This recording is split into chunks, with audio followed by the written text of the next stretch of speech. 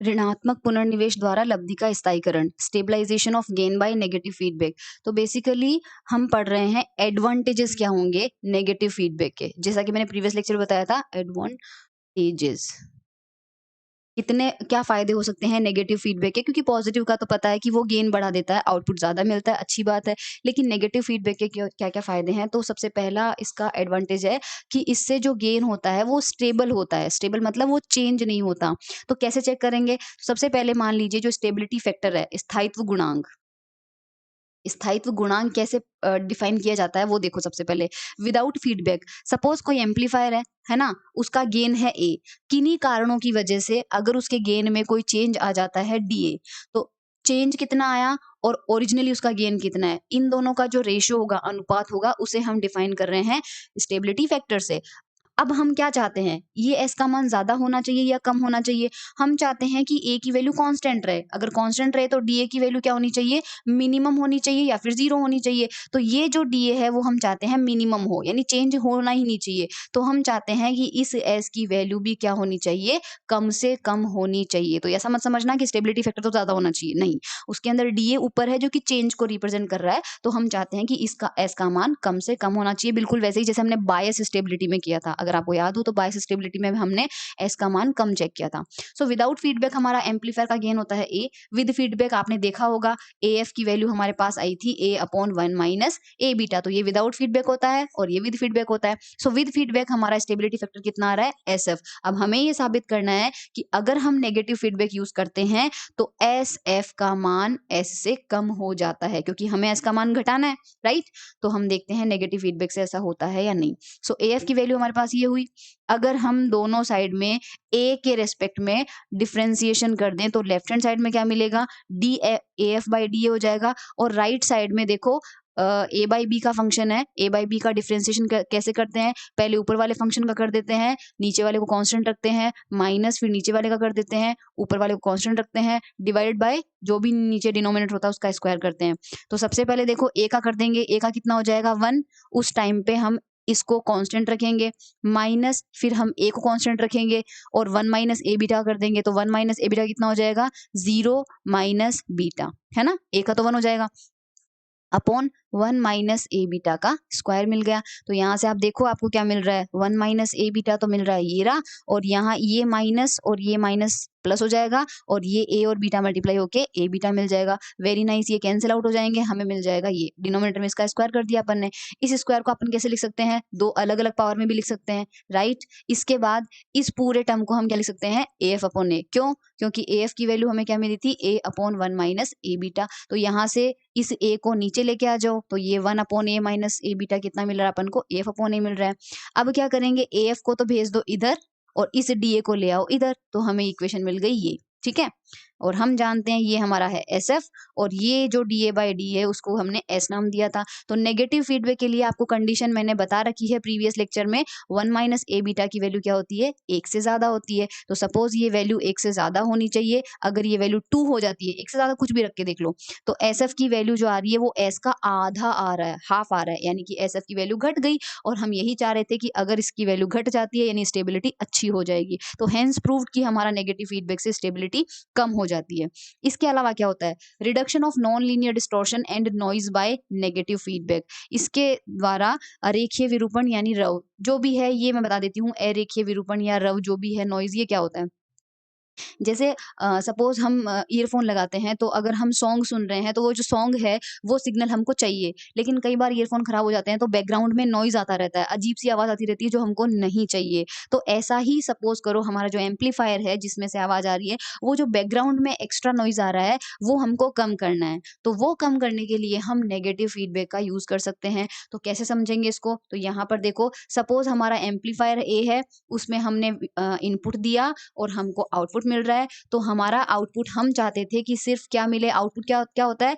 ए into V आई होता है। Right? ये आपको पता ही है, जो भी हम वी देंगे उसका ए गुना होके हमें आउटपुट में मिलता है। लेकिन इसके साथ-साथ एक्स्ट्रा डिस्टॉर्शन, इस डी का मतलब होगा, ध्यान रखना, डिस्टॉर्शन, जो कि हमको नहीं चाहिए, नॉइज़ वाला पार्ट है ये। ये नॉइज़ वाला वोल्टेज है जो हम नहीं चाहते, लेकिन फिर भी ये हमारे एम्पलीफायर के साथ आके हमको मिल रहा है। सो अगर हमने फीडबैक नहीं अप्लाई किया है, सो हमारा आउटपुट क्या आ रहा है?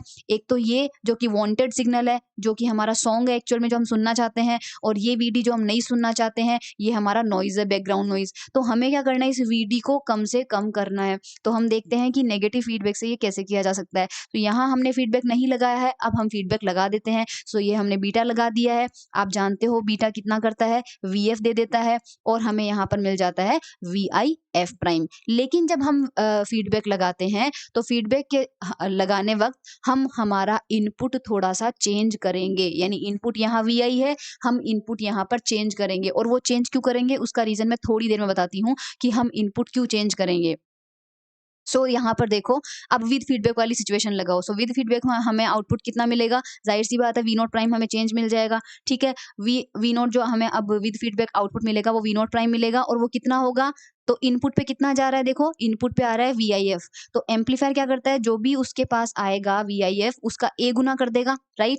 तो हमें क्या मिल जाएगा? वीआईएफ का ए गुना हो जाएगा। लेकिन अभी भी यहाँ पर तो वीडी है, तो वीडी तो हमको मिलेगा ही मिलेगा, उससे तो छुटकारा नहीं पाया जा सकता। तो ये वीडी हमको मिल गया। वीआईएफ प्रीवियस लेक्चर में मैंने बता दिया क्या होता है? इनपुट प्लस फीडबैक, और मैंने कहा था कि इनपुट हम थोड़ा-सा चेंज कर रहे हैं, उसका रीज़न मैं बताऊँगी अभी। तो इनपुट इस बार हमारा क्या है? वीआई प्राइम है, और फीडबैक हम कितना दे रहे हैं? वीएफ दे रहे हैं, और ये हमें मिल गया, ठीक है? फीडबैक का मैंने फॉर्मूला प्रीवियस लेक्चर में बता दिया था, ये होता है beta into V naught prime, यानी आउटपुट का बीटा परसेंटेज। तो ये हमें मिल जाएगा, ठीक है?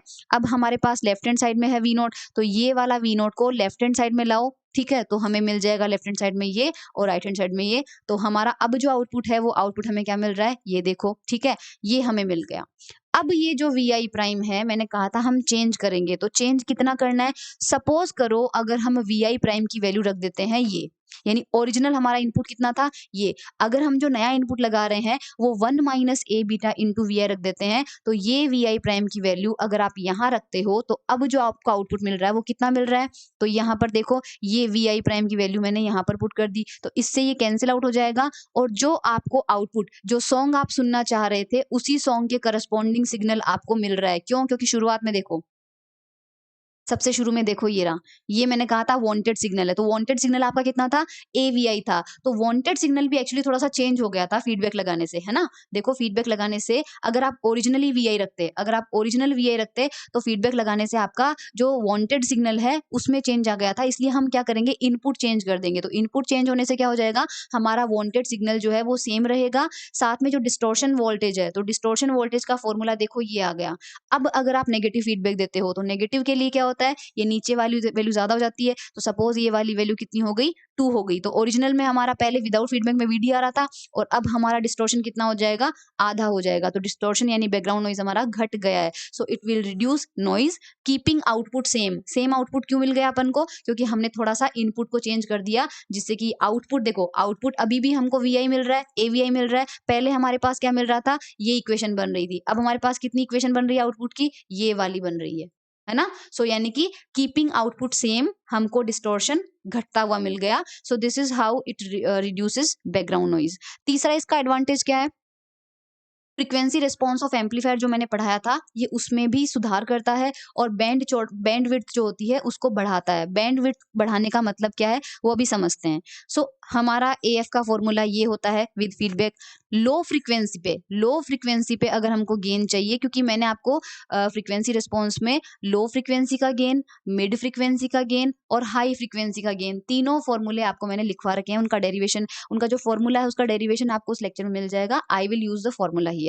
ओके, सो लो फ्रीक्वेंसी पे हमारा फीडबैक के साथ में क्या गेन आएगा? सो एएफ की जगह हम क्या लेंगे? एल का मतलब है लो फ्रीक्वेंसी वाला फॉर्मूला लेंगे। सो यहाँ पर भी ए की जगह क्या आ जाएगा? एएल, और यहाँ पर भी ए की जगह क्या आ जाएगा? एएल। अब ये एएल क्या है? ये एएल का फॉर्मूला होता है ये वाला, जो कि डेरिवेशन मैंने करवा रखा है फ्रीक्वेंसी रिस्पॉन्स ऑफ एम्पलीफायर में। यहाँ पर जो एएम है, ये एएम मिड फ्रीक्वेंसी का गेन आता है। ये AM आता है मिड फ्रीक्वेंसी का गेम, FL होती है लोअर हाफ पावर फ्रीक्वेंसी और F जनरल फ्रीक्वेंसी होती है। ये डेरिवेशन आप चेक कर लीजिएगा। सो ये AL की वैल्यू उठा के यहाँ पर रखेंगे और एक यहाँ पर रखेंगे तो फॉर्मूला हमको मिल जाएगा ये, ठीक है।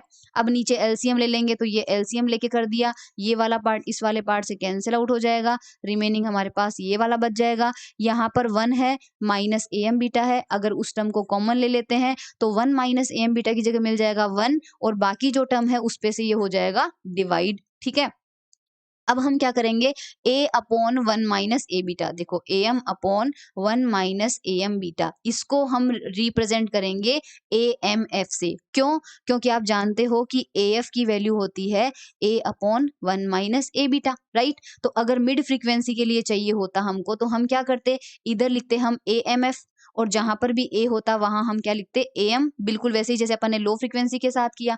तो AMF क्या आ रहा है, मिड फ्रीक्वेंसी का गेन जब फीडबैक एप्लीकेबल हो। तो ये AM upon 1 minus A beta, देखो AM मिल रहा है और 1 माइनस AM बीटा मिल रहा है, तो इसको हटा के हम क्या लिख सकते हैं AMF, ठीक है। तो यहाँ आ जाएगा AMF और नीचे वाला टर्म जो है वो हमने एज इट इज लिख दिया है, ठीक है। अब इस नीचे वाले टर्म में हम क्या करेंगे, इसको देखो ध्यान से कि AMF तो हमारा हो गया, साथ में ये जो FL है ना, FL के साथ में इस पूरे फैक्टर को लेके, इस पूरे फैक्टर को लेके हम रिप्रेजेंट करेंगे इसको FLF से, यानी J को नहीं छेड़ना है और F को नहीं छेड़ना है। ओके, सो हमने J को नहीं टच किया है, F को नहीं टच किया है, रिमेनिंग पोर्शन को रिप्रेजेंट कर दिया FLF से, जहां L ये टर्म से मैंने इसको रिप्लेस किया है और ये क्या होगी, लोअर हाफ पावर फ्रीक्वेंसी होगी। लेकिन क्योंकि इसमें A बीटा का फैक्टर आ रहा है तो हम इसको नाम क्या देंगे, विद फीडबैक। ओके, सिमिलरली अब देखो क्या हो रहा है, नेगेटिव फीडबैक में ये जो वैल्यू है वो 1 से ज़्यादा होगी।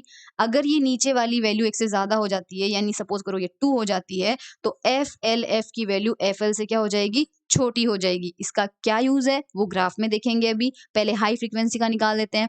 सो हाई फ्रीक्वेंसी का गेन होगा AHF और उसका फॉर्मूला होगा ये, जहां पर AH की वैल्यू मैंने डिराइव करवा रखी है प्रीवियस लेक्चर में आपको, फ्रीक्वेंसी रिस्पॉन्स ऑफ एम्पलीफायर में, ठीक है। सो ये वैल्यू H की उठा के यहाँ पर अपन पुट कर देंगे। सो ये देखो पुट कर दिया, LCM लिया बिल्कुल प्रीवियस केस की तरह, LCM लेके हमने इस टर्म को तो लिख देंगे अपन AMF, रिमेनिंग पोर्शन हमारे पास आ जाएगा ये, इसमें केवल J को नहीं छेड़ना है और F को नहीं छेड़ना है, बचा हुआ जितना भी टर्म है उसको हम क्या नाम दे देंगे, FHF, क्योंकि नीचे आ रहा है तो नीचे नाम दे देंगे HF, L में वो ऊपर आ रहा था तो ऊपर नाम दे दिया था, ठीक है। सो ये हमारी हो जाएगी upper half power frequency with feedback. अब नेगेटिव फीडबैक के लिए आप जानते हो ये वैल्यू ग्रेटर देन 1 होती है, यानी ये फैक्टर 1 से ज्यादा बड़ा होगा, तो सपोज ये फैक्टर हो जाता है 2। अगर ये ट्वाइस हो गया, यानी कि जो हाई फ्रीक्वेंसी है वो FH की डबल हो गई, डबल मतलब ज्यादा होना होता है, तो इस कंडीशन में ये वैल्यू हमारे पास ज्यादा आ जाएगी। अब इसका बेनिफिट क्या है, तो जब हम ग्राफ प्लॉट करते हैं तो ये ग्राफ भी मैंने समझा रखा है आपको कैसे बनता है। ये जो बीच वाला ग्राफ होता है फ्लैट वाला, ये मिड फ्रीक्वेंसी का होता है, लोअर में भी ये वैल्यू घटती है और हायर में भी ये वैल्यू घटती है। तो जब हमने फीडबैक नहीं लगाया, पहले मैं उसका ग्राफ बनाती हूँ, तो जब हमने फीडबैक नहीं लगाया था तो आप देखो यहाँ पर AMF की वैल्यू आती है हमारे पास ये, और ये ग्राफ हमको पहले मिला हुआ था। ये हाईएस्ट वैल्यू जो होती है उसे हम A मैक्सिमम नाम देते हैं और ये मैक्सिमम मिड फ्रीक्वेंसी रेंज में हमको मिलता है। और मैंने कहा था कि जब ये मैक्सिमम की वैल्यू घट के उसका √2 टाइम्स रह जाती है तो उसके करस्पॉन्डिंग फ्रीक्वेंसी को हम बोलते हैं लोअर हाफ पावर फ्रीक्वेंसी और अपर हाफ। तो सपोज इसकी वैल्यू √2 टाइम्स यहाँ हो जाती है, तो यहाँ एक लाइन ड्रॉ करेंगे